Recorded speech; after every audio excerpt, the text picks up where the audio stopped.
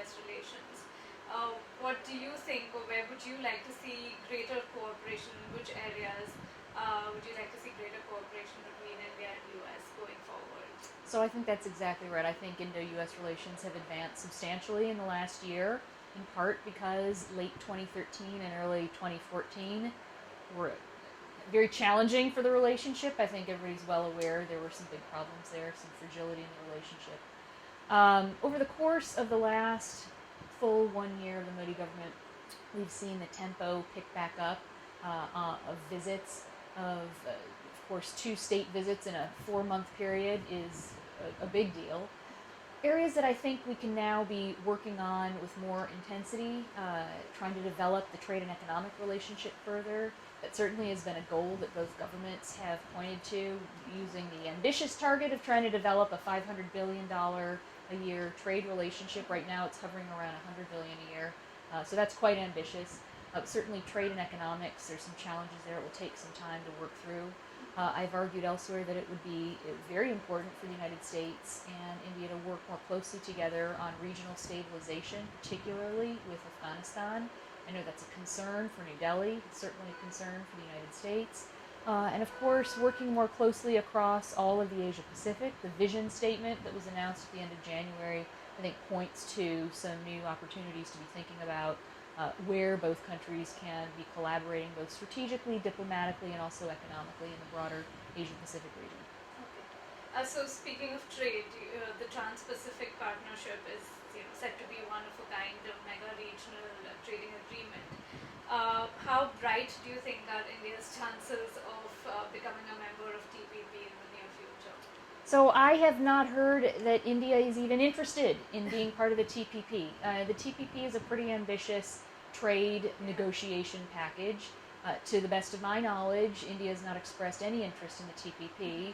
Perhaps it might make more sense right now for India to look at APEC membership, something that India has previously expressed interest in, which is not a binding trade negotiation. That's a voluntary grouping of countries that make commitments to themselves about what kind of further trade openness they will be working towards. And I've argued in writing that I think it would be important for the United States to support Indian membership in APEC. Now, one thing to think about is that all the TPP countries are also APEC members, so maybe that's the kind of a thing that could provide a stepping stone to then look at possible TPP membership down the line, should India be interested. But I won't sugarcoat this. I mean, I think that TPP would be very challenging and would require a level of market openness that I'm not sure India is prepared to do right now. So I do think that would be a longer-term vision.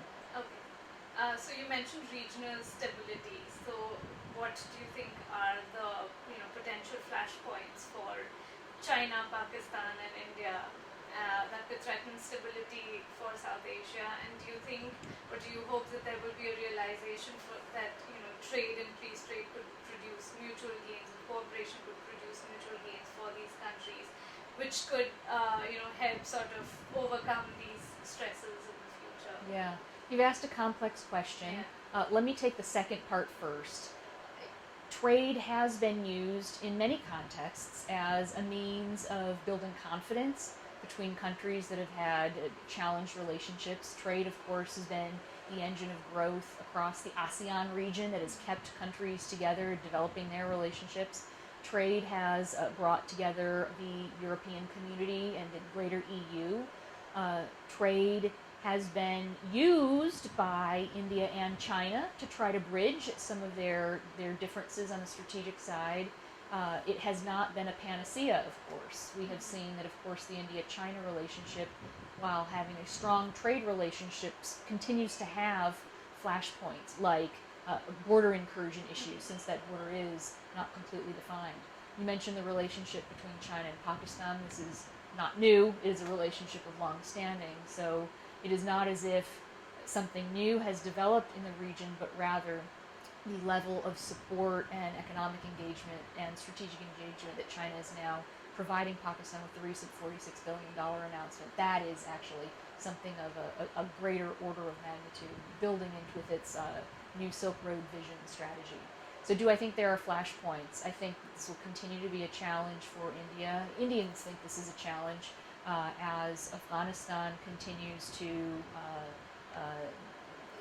Taliban attacks are on the rise. Afghanistan continues to be in a very unstable position now, and I think there are a lot of concerns about Pakistan and whether it will be supportive of regional stabilization or whether it will continually try to destabilize the region. So I do think there are flashpoints here that everybody continues to focus on.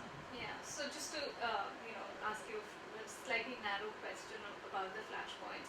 How do you think that India's fears are unfounded or are not valid, given the increasing strategic and investments between that China is making in Pakistan? Should it be a concern at all for India, or do you think that we're overreacting? Well, India has not overreacted. I think I'm not sure the government of India said very much about this one way or another. It was a very kind of formal diplomatic response. And again, China has had a long-standing close relationship with Pakistan, which they describe, as you know, as higher than the highest mountains and deeper than the deepest ocean. So it's a very unique kind of a relationship that one doesn't see that often. Do I think India should continue? I think India, like any other country, should continue to look around it and watch its neighborhood closely, which of course the country does. That it isn't something that India isn't already doing. So I'm not sort of suggesting anything new. Of course, that when you look at the kinds of relationships that India has been developing with the countries in the region, there's a lot of very positive diplomacy underway. In fact, a brand new relationship with Sri Lanka, for example. New things to happen now with Bangladesh very shortly, in just a week or so. The relationship with Nepal has been transformed. So I think there are some things that are happening in the region that help stabilize the broader relationships that India has and make this much more of a zone of peace, which helps India with its outreach as it looks further beyond its region. Again, you mentioned Afghanistan a couple of times. So, what are the expectations that the United States has from India toward maintaining stability and democracy in Afghanistan? And is the United States willing to do something to, pacify Islamabad if it wants increased involvement of India in Afghanistan? Well, I can't speak for the government. I don't know what the United States government is doing right now. Here's what I think. I've written about this. Here's exactly what I think. I think India has made some special and important contributions to Afghanistan's stability through its economic assistance, its development assistance, the assistance the Indian private sector has provided through skills training. India's Confederation of Indian Industry has been very active in developing skills training workshops, for example, in carpentry and welding and trades, the kinds of skills training that you need in a country that is developing. It's been able to do that. The Self-Employed Women's Association has provided entrepreneurship training for women to help them develop new livelihoods that they might not have been able to embark upon before. That's all been very important. I think India also has some additional talents and strengths that could be very helpful in Afghanistan in the civilian security kind of world, looking at the strengths India has in military medicine, in what it can do on IED training. There's an IED center close to Pune. India could perhaps provide training on that. India's been very strong in these kinds of things, and I certainly have advocated that the U.S. should support a broader Indian view, a broader Indian role in Afghanistan, should that be something that India wants to pursue. Of course, this is talking about something that's a matter between two sovereign governments, between India and the government of Afghanistan. I think the U.S. should be fully supportive, but ultimately that's for those two governments to discuss among themselves and determine what they would like to do. Okay. And finally, you mentioned Bangladesh, and you seem very optimistic about India-Bangladesh relations. Do you have anything to say about going forward? What do you think the nature of the relationship between the two governments is going to be? I do have something to say, and I'm glad you asked. I think oftentimes people don't ask about Bangladesh, but this is an incredibly important country. 160 million people. For some reason, it tends not to come up as much in a lot of strategic discussions, but it is strategically located. the gateway to Southeast Asia for India. And it's not just the new Modi government, of course. The previous government tried to cement its ties with Bangladesh, and you'll remember there were the reciprocal state visits previously. Of course, the government of India was not able to move the land boundary agreement that would have been so helpful to cementing the ties. In fact, this has now gone through. This is a very big deal. The government of Bangladesh did their part on this land boundary agreement in 1974. So in a sense, this is a long overdue a reciprocal action on India's part. Regularizing that border will be very good for security. Obviously, it'll be much easier to deal with. It'll be helpful for all those citizens who are living in the enclaves, who don't have kind of a relationship with land inside their own country's territory.